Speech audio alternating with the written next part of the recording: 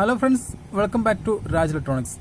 രാജ് ഇലക്ട്രോണിക്സിൻ്റെ ഇന്നത്തെ വീഡിയോയിൽ ഞാനിവിടെ പറയാൻ പോകുന്നത് ഒരു പ്രോലോജിക് ബോർഡിനെ കുറിച്ചാണ്. പ്രോലോജിക് ഡിറ്റക്ടർ UPC 1892 IC ഉപയോഗിച്ചിട്ടുള്ള ഒരു പ്രോലോജിക് ഡിറ്റക്ടർ ബോർഡാണിത്. ഇതിന് സ്റ്റീരിയോ ഇൻപുട്ട് വന്നാൽ നമുക്ക് 4 ചാനലായിട്ട് ഔട്ട് കിട്ടും. അതാണ് ഇതിൻ്റെ വർക്കിംഗ്. അപ്പോൾ ഇതിൻ്റെ ഓപ്പറേറ്റിംഗ് വോൾട്ടേജ് എന്ന് പറയുന്നത് 12 വോൾട്ട് മുതൽ നമുക്ക് 24 വോൾട്ട് വരെ ഇതിലേക്ക് DC ഇൻപുട്ട് കൊടുക്കാവുന്നതാണ്. ഇവിടെ 12 വോൾട്ടാണ് നോട്ട് ചെയ്തിട്ടുണ്ട്, പക്ഷേ ഇതിലേക്ക് നമുക്ക് 24 വോൾട്ട് വരെ നമുക്ക് ഇതിലേക്ക് ഇൻപുട്ട് കൊടുക്കാവുന്നതാണ്. 24 എന്ന് പറയാൻ കാരണം നമുക്ക് ഇതിൽ ഈ 2 റെഗുലേറ്റർ വരുന്നുണ്ട്. ഒന്ന് 7812 എന്ന് 7805 വരുന്നത്. അപ്പോൾ ഈ 2 IC വഴിയാണ് ബാക്കിയുള്ള ICയിലേക്കെല്ലാം സപ്ലൈ പോകുന്നത്. അതുകൊണ്ട് തന്നെ നമുക്കിത് 12 വോൾട്ട് മുതൽ 24 വോൾട്ട് വരെ കൊടുക്കാമെന്ന് പറഞ്ഞത്. പിന്നെ ഇതിൽ കൊടുക്കുമ്പോൾ നമ്മൾ ശ്രദ്ധിക്കേണ്ടത് നെഗറ്റീവും പോസിറ്റീവും ഒരിക്കലും മാറാൻ പാടില്ല. അങ്ങനെ മാറിയാൽ ICയും കംപ്ലൈൻ്റ് ആവും, ബോർഡ് മൊത്തം കംപ്ലൈൻ്റ് ആവും. അത് ശ്രദ്ധിക്കുക. ഇനി നമുക്കിതിൽ ICയെ കുറിച്ച് പറയാം. ഇതൊരു ഓപ്പറേഷണൽ ആംപ്ലിഫയറാണ്, ഓപ്പാമ്പാണ് ഉപയോഗിച്ചിരിക്കുന്നത്. അപ്പോൾ ഒരു 2 ഓപ്പാമ്പുള്ള ഒരു IC ആണ്. TLO72 ആണ് ഈ ഒരു IC നമ്പറാണ്. അപ്പോൾ ഇത് ഉപയോഗിച്ചത് എന്തിനാണെന്ന് വെച്ചാൽ ഇതിൻ്റെ ബഫറിംഗ് സെക്ഷനാണ്. നമ്മൾ ഈ ഇൻപുട്ട് കൊടുക്കുന്ന സ്റ്റീരിയോ ഇൻപുട്ടാണ് ഇവിടെ വരുന്നത്.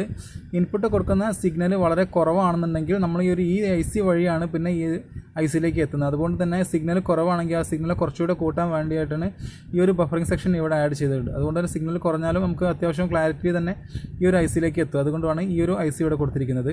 അപ്പോൾ ഈ ICയിലേക്കുള്ള സപ്ലൈ വരുന്നത് ഈ ഒരു 12 വോൾട്ട് റെഗുലേറ്റർ വഴിയാണ് ഇതിലേക്ക് സപ്ലൈ വരുന്നത്. അതുകൊണ്ട് തന്നെയാണ് നല്ല അത്യാവശ്യം എത്ര വോൾട്ടേജിനും ഒരു കുഴപ്പമില്ലാത്ത രീതിയിൽ തന്നെ ഔട്ട്പുട്ട് കിട്ടും. ഇനി നമുക്കിതിന് ഔട്ട്പുട്ട് സെക്ഷൻ നോക്കാം.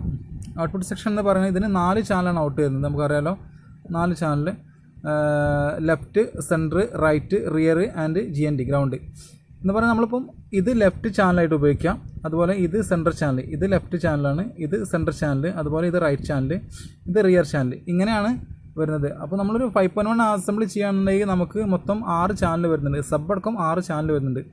പക്ഷേ ഇത് നമുക്ക് ആകെ 4 ചാനലേ കിട്ടുന്നുള്ളൂ. അപ്പോൾ നമ്മൾ ചെയ്യേണ്ടത് വെച്ചാൽ ഫ്രണ്ട് ലെഫ്റ്റ് ഇതും, ഇത് സെൻറ്റർ ചാനലും, ഇത് ഫ്രണ്ട് ലെഫ്റ്റും, ഇത് ഫ്രണ്ട് റൈറ്റ് ചാനലുമാണ്. പിന്നെ റിയർ 1 വരുന്നത്. ഈ 1 വരുന്ന സിഗ്നലിൽ നിന്ന് നമ്മൾ സ്പ്ലിറ്റ് ചെയ്തിട്ട് 2 എണ്ണാക്കി 2 കണക്ഷൻ ആക്കി എടുക്കാം. ഒന്നെങ്കിൽ നമുക്കൊരു കപ്പാസിറ്റർ ആഡ് ചെയ്തെടുക്കാം, അല്ലെങ്കിൽ 2 റെസിസ്റ്റർ ആഡ് ചെയ്തെടുക്കാം. കപ്പാസിറ്റർ ഇടുകയാണെന്നുണ്ടെങ്കിൽ ഒരു 1 UFൻ്റെ കപ്പാസിറ്റർ എടുത്ത് 2 കപ്പാസിറ്റർ നമുക്ക് എടുക്കാം. അല്ലാന്നുണ്ടെങ്കിൽ 2 റെസിസ്റ്റർ വഴി എടുക്കാം. ഏറ്റവും നല്ലത് കപ്പാസിറ്റർ വഴി എടുക്കുകയാണ് ഏറ്റവും നല്ലത്. കാരണം ഇത് നമുക്ക് റിയർ ചാനൽ എന്ന് പറയുമ്പോൾ 2 ചാനൽ വരും, പക്ഷേ ഇതിൽ നമുക്ക് ഒരു ചാനലേ വന്നിട്ടുള്ളൂ. അതുകൊണ്ട് തന്നെയാണ് നമ്മളൊരു കപ്പാസിറ്റർ വഴി 2 എണ്ണം ഔട്ട് ചെയ്തെടുക്കുക. എന്നിട്ട് നേരെ വോളിയം കൺട്രോളിലേക്ക് കണക്ട് ചെയ്യാം. അങ്ങനെയാണ് അത് ചെയ്യേണ്ടത്. കുറേ ആൾക്കാർക്കുള്ളത് സംശയമായിരുന്നു, ഇങ്ങനെ ഇത് റിയർ ചാനൽ ഒരു ചാനലേ വരുന്നുള്ളൂ, അതെങ്ങനെ കണക്ട് ചെയ്യുക എന്നുള്ളത്. അപ്പോൾ നമ്മളത് ഇങ്ങനെയാണ് കണക്ട് ചെയ്യേണ്ടത്, എന്നാലേ നമുക്ക് കറക്റ്റ് കിട്ടും. പിന്നെ പറഞ്ഞാൽ ഈ ഒരു പ്രോളോജിക്ക് പറഞ്ഞാൽ ഈ സറൗണ്ടിങ് ഒന്നും കറക്റ്റ് കിട്ടത്തില്ല. ഒരു വോക്കൽ റിമൂവ് ചെയ്ത് വരുന്ന ഒരു വർക്കിംഗ് ആണ് ഇതിലുണ്ടാവുക ഈ റിയർ ചാനൽ. ബാക്കിയുള്ളതെല്ലാം കറക്റ്റ്, സെൻട്രൽ ചാനലെല്ലാം കറക്റ്റ് വർക്കിംഗ് ആണ്, ലെഫ്റ്റ് റൈറ്റും കറക്റ്റാണ്. റിയർ എന്ന് പറയുന്നത് ഒരു സറൗണ്ടിങ് മോഡലുള്ളൊരു സൗണ്ട്, അത് വോക്കൽ റിമൂവ് ചെയ്ത് ഒരു ഹാളിൽ നിന്ന് വർക്ക് ചെയ്യുന്ന ഒരു രീതിയിലുള്ള സൗണ്ടാണ് ഈ ഒരു റിയർ ചാനലിലേക്ക് വരുന്നത്. പിന്നെ വരുന്നത് ഈ ഒരു 3 ഓപ്ഷൻ കാണാം. ഈ ഒരു 3 ഓപ്ഷൻ, ഒന്ന് മൂവി, മ്യൂസിക്, സിം. ഇത് ഓരോ മോഡിലേക്ക് മാറ്റാനുള്ളതാണ് ഈ ഒരു കോമൺ കണക്ഷൻ. ഈ ഒരു കോമൺ കണക്ഷൻ നമ്മളൊരു വയറെടുത്ത് മൂവിയിലേക്ക് കണക്ട് ചെയ്യുകയാണെങ്കിൽ മൂവീസ് മോഡിലുള്ള സൗണ്ട് കിട്ടും, ആ ഒരു എഫക്റ്റ് കിട്ടും. അതുപോലെ ഈ മ്യൂസിക് മോഡിലിട്ടാണെങ്കിൽ ഒരു മ്യൂസിക് കേൾക്കുന്ന ആ ഒരു എഫക്റ്റിൽ കിട്ടും. പിന്നെ പറഞ്ഞാൽ ഈ ഒരു മോഡിലിട്ടാൽ അതിൻ്റേതായ ഒരു എഫക്റ്റ് കിട്ടും. അപ്പോൾ നമുക്ക് ഏതെങ്കിലും ഒരു ഓപ്ഷൻ ആണ് തിരഞ്ഞെടുക്കണമെന്നുണ്ടെങ്കിൽ ഇവിടുന്ന് ഒരു വയറെടുത്ത് ഇങ്ങോട്ട് ജസ്റ്റ് കണക്ട് ചെയ്താൽ മതി. അല്ലാന്നുണ്ടെങ്കിൽ നമ്മളൊരു ഫിൽറ്റർ സ്വിച്ച് കണക്ട് ചെയ്തിട്ട് ഓരോ സ്വിച്ച് പ്രസ് ചെയ്യുമ്പോൾ ഓരോ മോഡിലേക്ക് മാറുന്ന രീതിയിലേക്ക് ഇത് കണക്ട് ചെയ്യേണ്ടി വരും. അതിന് ഒരു 3 ഫിൽറ്റർ സ്വിച്ചുള്ള ഒരു സെറ്റ് തന്നെ വാങ്ങാൻ കിട്ടും. അത് കണക്ട് ചെയ്യാവുന്നതാണ്. പിന്നെ പറയുന്നത് ഇതിൻ്റെ കൺട്രോൾ. ഇതെല്ലാം പ്രീസെറ്റ് 10K പ്രീസെറ്റാണ്. നമ്മളിപ്പോൾ ഈ ഒരു ബോർഡ് വാങ്ങുമ്പോൾ മിക്കവാറും ഈ ഒരു കൺട്രോൾ ഇല്ലാതെയാണ് വരുന്നത്. ഇപ്പോൾ നമ്മൾ ഈ ഒരു കൺട്രോൾ വാങ്ങി വയ്ക്കാവുന്നതാണ്. 10K പ്രീസെറ്റാണ്. ഏകദേശം 2 രൂപ 3 രൂപ ഒന്നിന് വരുന്നുള്ളൂ. അപ്പോൾ ഇത് സറൗണ്ടിങ്ങിൻ്റെ കൺട്രോൾ സൗണ്ട് കൺട്രോൾ ചെയ്യാനാണ്. അതായത് നമ്മൾ ഈ ഒരു റിയറിൻ്റെ സൗണ്ട് കൺട്രോൾ ചെയ്യാനുള്ളതാണ് ഈ സറൗണ്ടിങ് എന്ന് പറയുന്ന ഈ ഒരു 10K പ്രീസെറ്റ്.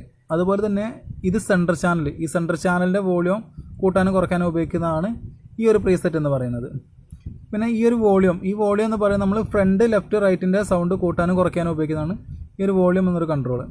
അതുപോലെ ഈ ഒരു ബാലൻസ് എന്ന് വെച്ചാൽ നമ്മൾ ഈ ഒരു ഫ്രണ്ട് ലെഫ്റ്റ് റൈറ്റിൻ്റെ ഏതെങ്കിലും ചാനൽ സൗണ്ട് കൂടുതലോ കുറവോ ഉണ്ടെങ്കിൽ നമുക്ക് ഈ ഒരു പ്രീസെറ്റ് ഒന്ന് അഡ്ജസ്റ്റ് ചെയ്തിട്ട് 2 ചാനലും ഒരേ സൗണ്ടിൽ അഡ്ജസ്റ്റ് വെക്കാൻ വേണ്ടിയാണ് ഈ ഒരു പ്രീസെറ്റ് ഇവിടെ കൊടുത്തിരിക്കുന്നത്, ഈ ഒരു ബാലൻസ് എന്ന് പറയുന്നത്. ഇനി അതാണ് ഈ ഒരു ബാസ് കൺട്രോൾ. ഇതും ഒരു 10K റേഞ്ചിലുള്ള ഒരു വോളിയം കൺട്രോൾ ഉപയോഗിച്ചാണ് നമ്മൾ ചെയ്യേണ്ടത്. അത് നമുക്ക് ഈ ഒരു ബാസ് ഫ്രണ്ട് ലെഫ്റ്റോ റൈറ്റോ മാത്രമാണ് നമുക്ക് എഫക്റ്റ് ചെയ്യുന്നത്. മറ്റുള്ള ചാനലുകൾക്കൊന്നും എഫക്റ്റ് ചെയ്യുന്നില്ല. ഈ ഒരു ബാസും ട്രിബിളും ഫ്രണ്ട് ലെഫ്റ്റോ റൈറ്റോ മാത്രമാണ് എഫക്റ്റ് ചെയ്യുന്നത്. മറ്റു ചാനലുകൾക്കൊന്നും എഫക്റ്റ് ചെയ്യുന്നില്ല. അതുകൊണ്ട് തന്നെ നല്ല ക്ലാരിറ്റി ഉണ്ടാവും. അത്യാവശ്യം നല്ലൊരു ക്ലാരിറ്റി ഔട്ട്പുട്ട് തരുന്ന ഒരു IC തന്നെയാണ് ഈ UPC 1892 CT IC. പണ്ടൊക്കെ വരുന്ന പണ്ട് വരുന്ന സെറ്റുകളിലൊക്കെ ഉപയോഗിച്ചിരിക്കുന്ന ഒരു IC ആയിരുന്നു ഈ ഒരു IC. ഇപ്പം അങ്ങനെ സെറ്റുകളൊന്നും കാണുന്നില്ല. ഫുൾ ടെക്നോളജി മാറിയപ്പോൾ എല്ലാം വേറെ രീതിയിലേക്കായി മാറി.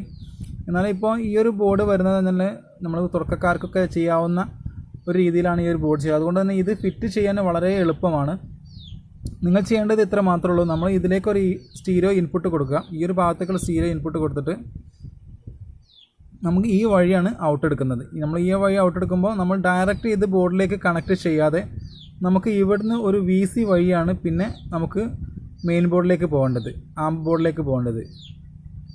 ഇതിൻ്റെ ഇടയിലാണ് നമ്മളൊരു വോളിയം കൺട്രോൾ വെക്കേണ്ടത്. അല്ലാതെ നമ്മൾ ഇവിടെ ഈ ഒരു പ്രീസെറ്റ് എടുത്ത് വയ്ക്കുന്നതിനും പ്രശ്നമില്ല. എന്നാലും നമ്മൾ ഇവിടെ നിന്ന് എടുത്ത് വെക്കുകയാണ് നല്ലത്. ഇവിടെ നിന്ന് ഒരു വയർ എടുത്ത് നേരെ വോളിയം കൺട്രോളിലേക്ക് കണക്ട് ചെയ്യുകയാണ് നല്ലത്. അങ്ങനെ ആകുമ്പോഴേ നമുക്കതിൻ്റെ കറക്റ്റ് വർക്കിംഗ് കിട്ടുള്ളൂ. നമുക്കൊരു ലൈന് ഫ്രണ്ട് ലെഫ്റ്റ് എടുത്ത് കണക്ട് ചെയ്യുക. അതുപോലെ ഇത് നേരെ ആമ്പിലേക്ക് പോവുക. ഇത് നമ്മൾ എർത്തായിട്ട് കണക്ട് ചെയ്യാം. ഈ ഒരു ഗ്രൗണ്ടായിട്ട് കണക്ട് ചെയ്യാം. ഓക്കെ, ഏകദേശം നല്ലൊരു ഔട്ട്പുട്ട് തരുന്ന ഒരു ബോർഡ് തന്നെയാണിത്. ഈ ഒരു ബോർഡ് വെച്ച് ഞാൻ നിരവധി ആംപ്ലിഫയർ അസംബ്ലി ചെയ്തിട്ടുണ്ട്. പിന്നെ ഈ രണ്ട് കപ്പാസിറ്ററാണ് ഇതിൻ്റെ ബാസിനെ കൺട്രോൾ ചെയ്യുന്ന കപ്പാസിറ്ററാണ് ഈ ഒരു 154. അതുപോലെ അതിൻ്റെ തൊട്ടടുത്ത് കാണുന്ന ഈ രണ്ട് ഗ്രീൻ കപ്പാസിറ്റർ ഇതിൻ്റെ ട്രിബിളിനെ അഡ്ജസ്റ്റ് ചെയ്യാനുള്ള കപ്പാസിറ്ററാണ്. അപ്പോൾ നമുക്കതിൻ്റെ വാല്യൂ അങ്ങോട്ടും ഇങ്ങോട്ട് ചേഞ്ച് വരുത്തിയാൽ നമുക്ക് ഈ ബാസിൻ്റെയും ട്രിബിളിൻ്റെയും വർക്കിംഗ് കുറച്ച് മാറ്റങ്ങൾ വരും. ഈ ഒരു ബോർഡ് എന്ന് പറഞ്ഞാൽ സിംഗിൾ സപ്ലൈയിലാണ് വർക്ക് ചെയ്യുന്നത്.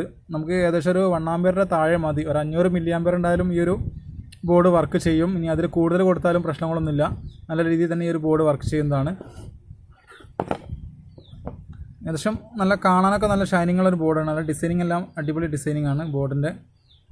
ഈ ബോർഡിന് നോയ്സ് എല്ലാം വളരെ കുറവാണ് കേട്ടോ. നമ്മൾ ഒരു ആംപ്ലിഫയറിൽ കണക്ട് ചെയ്താലും നോയ്സ് ഒന്നും അധികമല്ല.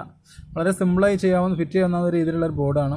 ഈ ഒരു ബോർഡ് നല്ല ക്വാളിറ്റിയിലാണ് അവർ ചെയ്തിരിക്കുന്നത്. കപ്പാസിറ്റർ എല്ലാം കണ്ടില്ല. നമ്മൾ ഇലക്ട്രോണിക് കപ്പാസിറ്ററാണ് ഇതിലൊക്കെ യൂസ് ചെയ്തിരിക്കുന്നത്. നല്ല കപ്പാസിറ്റർ തന്നെ. അതുപോലെ റെസിസ്റ്റർ എല്ലാം നല്ല ക്വാളിറ്റി റെസിസ്റ്റർ തന്നെയാണ്. ഓക്കെ ഫ്രണ്ട്സ്, അപ്പോൾ ഈ ബോർഡിൻ്റെ കാര്യങ്ങൾ ഇത്രത്തോളം. ഇനിയിപ്പോൾ ഈ ബോർഡിനെ കുറിച്ച് മറ്റെന്തെങ്കിലും അറിയാനുണ്ടെങ്കിൽ നിങ്ങൾ ഈ വീഡിയോയുടെ താഴെ കമൻറ്റായി രേഖപ്പെടുത്താവുന്നതാണ്. അപ്പോൾ ഇനി അടുത്തൊരു വീഡിയോയിൽ വരുന്നത് വരെ ഗുഡ് ബൈ. പിന്നെ എല്ലാവരും ശ്രദ്ധിക്കേണ്ട പ്രത്യേക ഒരു കാര്യം, നമ്മുടെ നാട്ടിലിപ്പം ഈ ഒരു കൊറോണ എന്നൊരു വൈറസ് വ്യാപിച്ചുകൊണ്ടിരിക്കുകയാണ്. അതുകൊണ്ട് ആരോഗ്യ പ്രവർത്തകരും ഗവൺമെൻറ്റും പറയുന്ന കാര്യങ്ങളെല്ലാം നമ്മൾ അതേപടി അനുസരിച്ച് നിൽക്കുക. നമുക്ക് ഈ മാരകമായ ഈ ഒരു വൈറസിനെ നമുക്ക് ഈ ഭൂലോകത്ത് നിന്ന് തന്നെ തുടച്ചു നീക്കാൻ വേണ്ടി എല്ലാവരും പറയുന്നത് കേട്ട് അനുസരിച്ച് നമ്മൾ വീട്ടിൽ തന്നെ നിൽക്കുക. ഓക്കെ ഫ്രണ്ട്സ്, അടുത്തൊരു വീഡിയോയിൽ വരുന്നവരെ ഗുഡ് ബൈ.